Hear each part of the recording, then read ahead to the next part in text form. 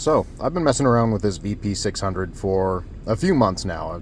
I know I've posted some pictures of it, so I figured I'd probably give you guys kind of an update on what some of my thoughts are on it. So, some of you probably know I've been more pro DMR over P25 for the majority of the time that I've been here on Instagram. So, honestly, I wasn't really expecting to like the VP600 as much as I do. This has really turned out to be a fantastic radio for a number of different reasons. For one, I really like the kind of standalone speaker here. It's much bigger, much louder, much clearer than a lot of the other radios I've used. If any of you are familiar with the Hytera PD782, you'll know it has the speaker kind of mounted behind the keypad, but there's only the two little slots for the actual sound to come out. So they end up actually being kind of muffled. Hytera did fix that on the HP782. So you notice it's got more slots there for the speaker.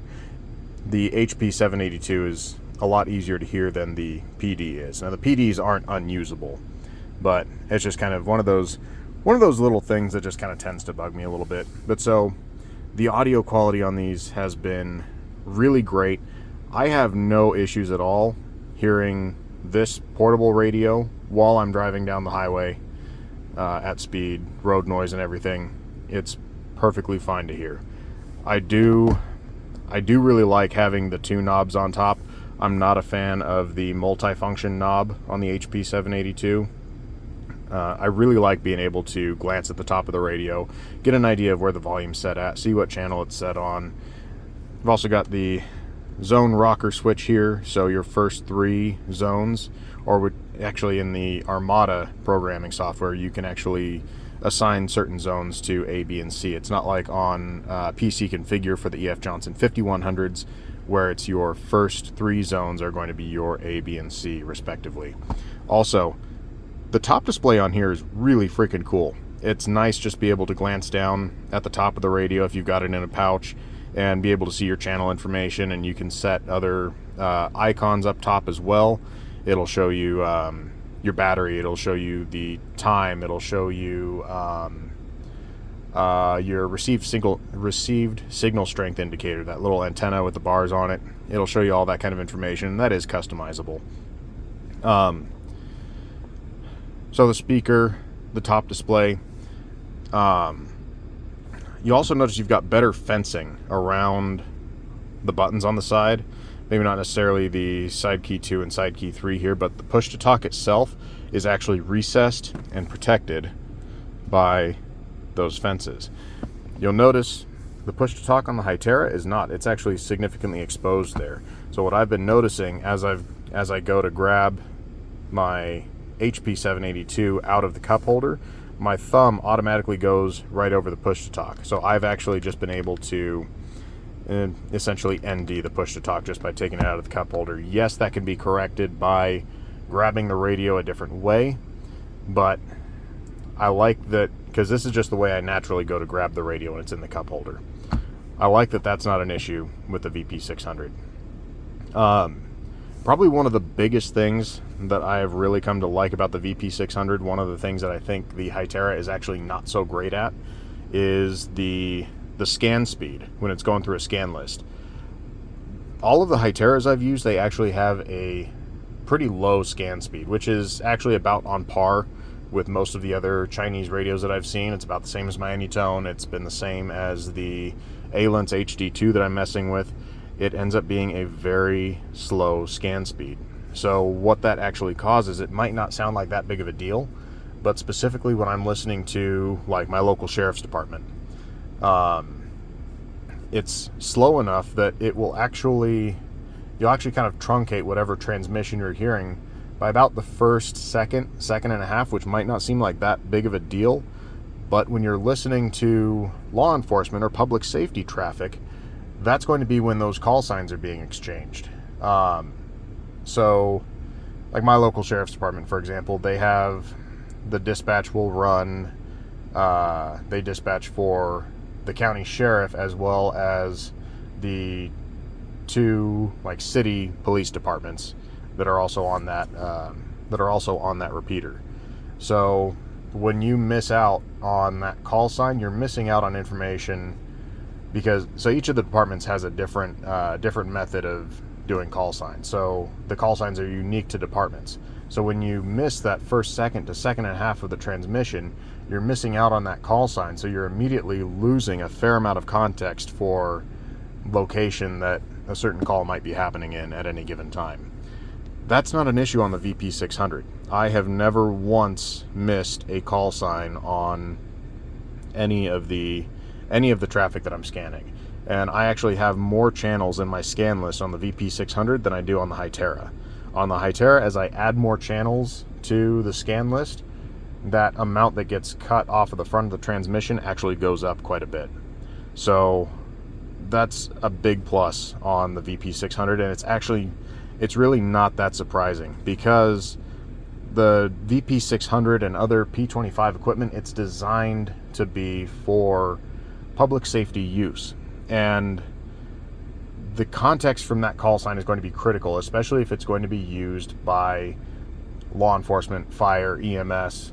They need to be getting all that information. So it's really not surprising that the scan speed is not an issue on the VP600. All of that is not to say that I think now that the VP600 or any P25 radio is necessarily better just because of that, because there's still stuff that the Hytera can do that this VP600 can't.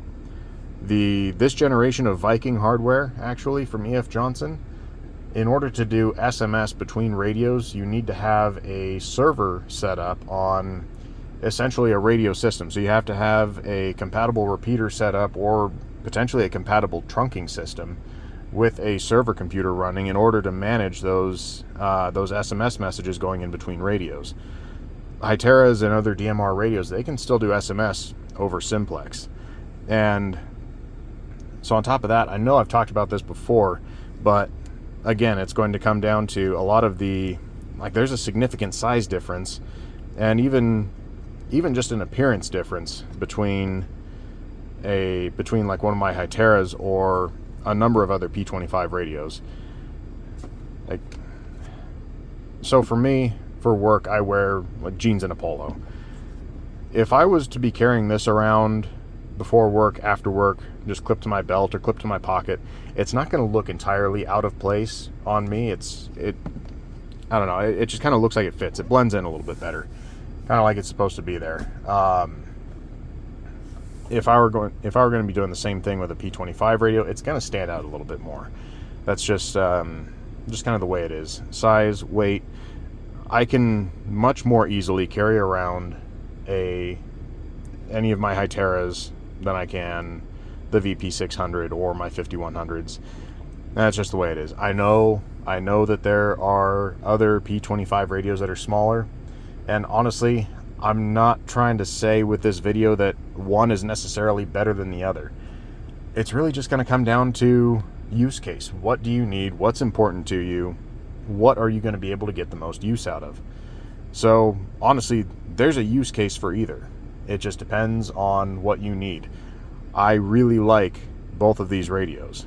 The VP600 and the VP5100s that I've got, they're not necessarily going to replace my Hyteras. The Hyteras also are not necessarily going to replace the P25 radios. I have a use for all of them.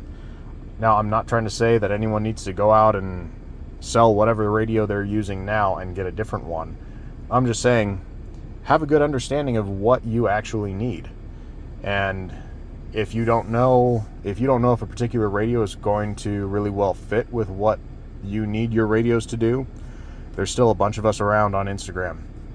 Feel free to ask us any questions you've got. We enjoy helping out. We enjoy helping people get started with this level of preparedness, because we understand that trying to get into radio for preparedness, it's a very technical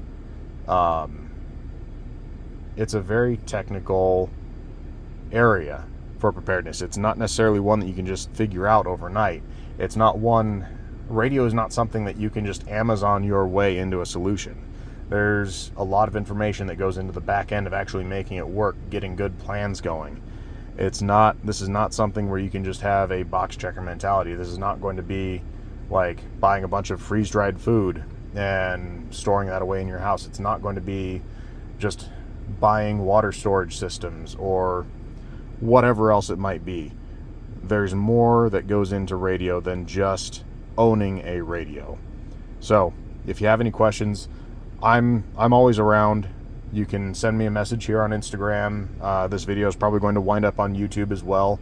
For the length of it, I don't know. As of right now, I don't know if Instagram has changed their real length allotments back.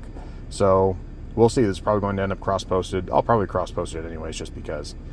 So, as always, if you got any questions, send me a message, leave me a comment. I'd be glad to help out. I know I've been kind of quiet for a while. I'm trying to get some more content coming to you guys soon. Had a lot going on this summer. Things have been a little bit crazy. So, we'll talk to you guys soon. I'll have some more stuff coming for you soon.